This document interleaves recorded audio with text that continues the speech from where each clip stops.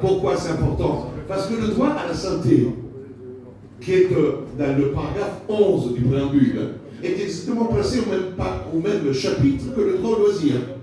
C'est quand même extraordinaire. Et c'est parce qu'effectivement, on a ce bloc de constitutionnalité que le Conseil constitutionnel a statué que la vaccination était parfaite parce qu'elle répondait à un besoin de santé publique en application de l'alinéa 11 du préambule de 1946. C'est un côté qu'après, nous avons dans le bloc de constitutionnalité les principes fondamentaux de la République et de l'environnement, ainsi que la déclaration de droits de l'homme qui ne faisait absolument pas partie de la Constitution avant 1972. Donc aujourd'hui, la situation, nous avons un système interne qui est compliqué. Pourquoi nous n'avons pas la possibilité de soulever l'exception d'inconstitutionnalité? En Italie, on peut le faire, on peut contester devant la Cour constitutionnelle parce que c'est une cour, pas un conseil. Pareil en Allemagne, c'est une cour constitutionnelle. En France, non. Nous pouvons, en revanche, soulever ce qu'on appelle un contrôle de conventionnalité, c'est-à-dire le contrôle de la loi par rapport aux normes étrangères. C'est que vous pouvez contester devant un juge que, effectivement, les dispositions aujourd'hui de la loi qui oblige la vaccination, telle que éditée par la loi de finances du 31 décembre 2017, sont contraires aux principes du traité de l'Union, complétés par la jurisprudence de la Cour de justice de l'Union européenne. Voilà, chers amis, un petit cours de droit sympathique qui permet de comprendre, mais qui permet de comprendre que le droit est compliqué. Oui, Philippe. Juste une petite précision en ce sens. Le tribunal de Saint-Victor. Mais bien, Philippe, il n'y a plus de problème. Nous sommes là pour débattre, pour discuter. Je ne serai pas long. Ça fait peur. L'avocat dit non, je ne serai pas long, c'est bon. Je suis gascon. Donc le tribunal de Sainte a jugé une affaire. Le Conseil constitutionnel pour les lois bancaires avait dit que la loi était conforme à la Constitution. Mais le juge a dit oui. Mais est-ce que c'est conforme à la juridiction internationale de la Cour européenne des droits de l'homme ou de la Cour de Luxembourg? Et le juge a dit, mais l'article 55 de la Constitution dit que les traités internationaux, c'est supérieur au droit français. D'accord? C'est comme ça. Et il a jugé que cette loi, même jugée conforme à la Constitution, n'était pas conforme à la Convention européenne des droits de l'homme. C'est le tribunal de Sainte au civil. Pourtant, c'était une loi bancaire. Donc, conforme à la Constitution, dit le Conseil constitutionnel, et pas conforme à la Convention. Mais on n'était pas obligé d'avoir, pardon pour les techniciens, d'être allé jusqu'à la Cour européenne des droits de l'homme. Non, non, non. C'est le juge français, c'est ce que explique très, très brillamment Maître Broussard. Le juge français pourrait juger si c'était contraire à la Convention ou pas. Donc on ne dit pas trop ça, mais on n'a pas besoin d'aller jusqu'à là. Et au pénal, dans une affaire de sondage électoraux qu'on n'avait pas le droit de faire dans la dernière semaine avant les élections, Émilien Louis, qui était le patron du journal parisien, avait publié un sondage.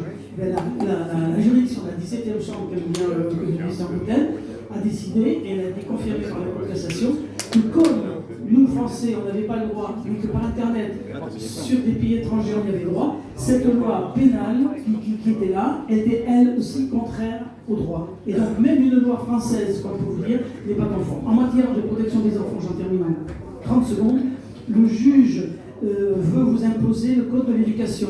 Mais quand on regarde une annexe à la Convention européenne des droits de l'homme sur l'éducation, c'est contraire. Donc on a beaucoup d'armes en besoin. Voilà. Merci Philippe. Tout ça pour vous dire que, en réalité, le travail du juriste et ce que nous avons fait avec 119, c'était depuis le début de tenter de dénicher toutes les contradictions qui existaient entre les décrets, la loi, la Constitution. En réalité, comme dit aussi Philippe, faire du droit, ce n'est pas du tout nécessairement, nous ne comprenons pas le droit et la justice. Pourquoi? Parce que faire du droit, c'est donner aussi un outil à chacun de nous, face à un policier, face à un gendarme, face à nos politiques, de pouvoir répondre non, ce que tu dis est faux. Et quand vous dites, alors je me rappelle, je terminerai sur ça, que je donne la parole à Alain Mercier, quand j'avais déniché le décret, l'obligation de porter le masque, j'étais le premier disant, écoutez, l'obligation de porter le masque, elle n'existe pas en tant que telle. Pourquoi? Parce qu'on ne sait pas où le porter. Alors les policiers, ils disaient, mais oui, mais il y a la photo. Je dis, mais la photo, c'est pas une règle de loi. Il n'y a pas écrit, article 15, vous devez porter le masque comme écrit sur la photo. Comment pas? Ben oui. Donc vous voyez que c'était simple. Et moi, j'avais le masque toujours dans la poche. Et je sortais, j'ai le masque. Mais vous devez le mettre dedans, c'est écrit, donnez-moi le texte, ni. Parce que c'est comme ça, c'est la nomenclature des policiers, donnez-moi le texte qui m'oblige à le porter sur la bouche et sur le nez.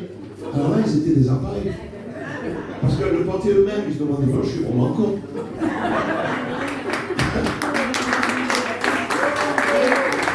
Bravo. Faire du droit, au fond, c'est avant tout déniché. Parce que le législateur, vous savez, les fonctionnaires qui sont là pour payer tant de 5 000, 6 000 euros par mois pour faire des décrets, ils ne se rendent pas toujours compte. D'ailleurs, il y a un décret qu'on appelle le décret Broussard, parce qu'il a été pris exactement le 30 septembre, le jour avant mon anniversaire, parce que j'avais vu qu'effectivement, ils avaient oublié la question du pass sanitaire pour les enfants de 11 à 18 ans, c'est-à-dire à 17 ans et 364 jours. Alors, ils ont pris un décret pour compléter parce qu'il y avait un vide. Alors, ils me disent, mais t'es con, pourquoi tu as dit cela? Mais parce qu'il fallait montrer l'absurdité du système de leur manière de rédiger. Et avec c'est n'importe quoi. Quand nous avons fait la fameuse attestation qui a été, ils m'ont dit, ouais, tu as fait du faux usage de faux. Pardon, l'attestation sur une page A4, téléchargée, je crois, 1 100 000 fois, utilisée même par Martine Bonner pour faire le trajet entre Strasbourg et Paris. Cette attestation, pourquoi je l'ai dénichée? Pour tirer un mot, que le pass sanitaire peut être contrôlé par le système track Covid. C'est-à-dire la fameuse application où il regardait le QR code. Ça ne veut pas dire toi. Il peut. Alors, à partir du moment qu'il peut, j'ai effectivement mis la France, j'ai fait le drapeau français avec le PX. Ensuite, j'ai sous-signé car j'atteste avant d'effectuer un test, un autotest, que je suis négatif et que je l'ai mis un QR code en disant, en écrivant Macron t'es un con.